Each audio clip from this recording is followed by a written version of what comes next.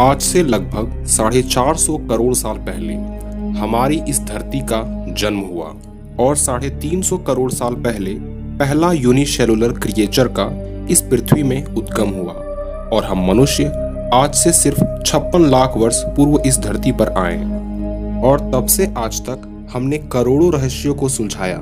पर अंतरिक्ष की जब बात होती है तो यह मानव के लिए एक चुनौती बनी हुई है। पर हम मनुष्य ने अपनी कल्पना के बल पर इस पृथ्वी से इतने दूर जा चुके हैं जितना कि हमारी ये प्रकाश अब तक नहीं गई।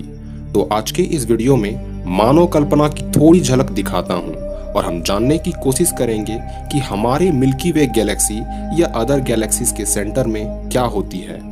बिग बैंग के धमाके के बाद हमारे यूनिवर्स में कई गैलेक्सीज का निर्माण हुआ, जिसमें से हमारी मिल्की वे का जन्म लगभग 1380 करोड़ साल पहले हुआ, जिसमें हमारी सोलर सिस्टम एग्जिस्ट करती है। और मिल्की वे के सेंटर से हमारी सोलर सिस्टम की दूरी लगभग 25,640 प्रकाश वर्ष, यानी हमारे सूर्य की प्रकाश को मिल्की वे के सेंटर तक जाने में 25,000 साल से भी ज्यादा का वक्त लग जाता है। खैर, मनुष्य अभी तक इतना विकसित तो नहीं हुआ कि उतने दूरी तक जा सके, पर कुछ प्रेडिक्शन और कैलकुलेशन के जरिए हमने पता किया कि उतनी दूरी में क्या स्थित है।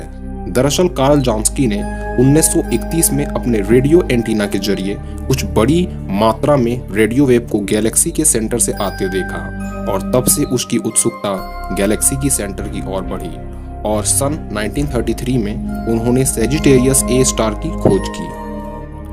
दरअसल सेजिटेरियस ए स्टार हमारी गैलेक्सी के सेंटर में पाए जाने वाले सुपर मैसिव ब्लैक होल है, जिससे मैसिव अमाउंट में एक्सरे और गामा रे इमिट हो रही थी और इसी ब्लैक होल के चक्कर हमारा सूर्य और बाकी स्टार लगाते हैं। हमारा सूर्य इसकी एक चक्कर लगभग 250 मिलियन साल में लगाती है।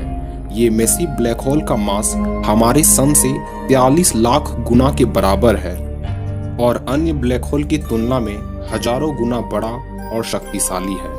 पर अब सवाल ये उठता है कि क्या हमारी ये सोलर सिस्टम एक दिन इस ब्लैक होल की चपेट में आ जाएगी? यदि आप सेजिटेरियस ए स्टार के करीब में आएं, तो आपको अपने आसपास में बहुत से तारे देखने को मिलेंगे।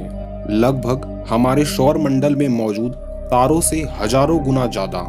उन तारों के आसपास जीवन की संभावना लगभग नामुमकिन है, क्योंकि सेजिटेरियस ए स्टार से आने वाली रेडिएशन वहां मौजूद प्लैनेट्स को पूरी तरह डिस्ट्रॉय कर देगी। दोस्तों, आपको ये जानकर खुशी होगी कि हमारे सोलर सिस्टम की सेजिटेरियस ए स्टार से दूरी हैबिटेबल जोन में आती है, अर्थात उस दूरी तक रेडिएशन को असर उतना नहीं होता।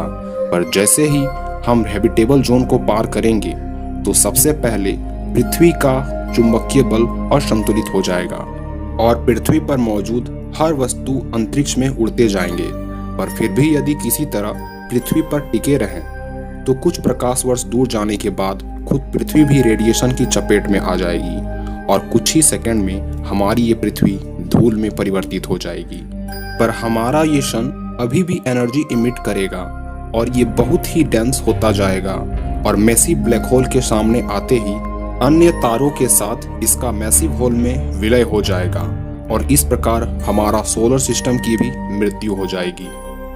पर यही अंत नहीं है मानव कल्पना की। अब हमें ये जानना है कि आखिर इस मैसिव होल के अंदर क्या है।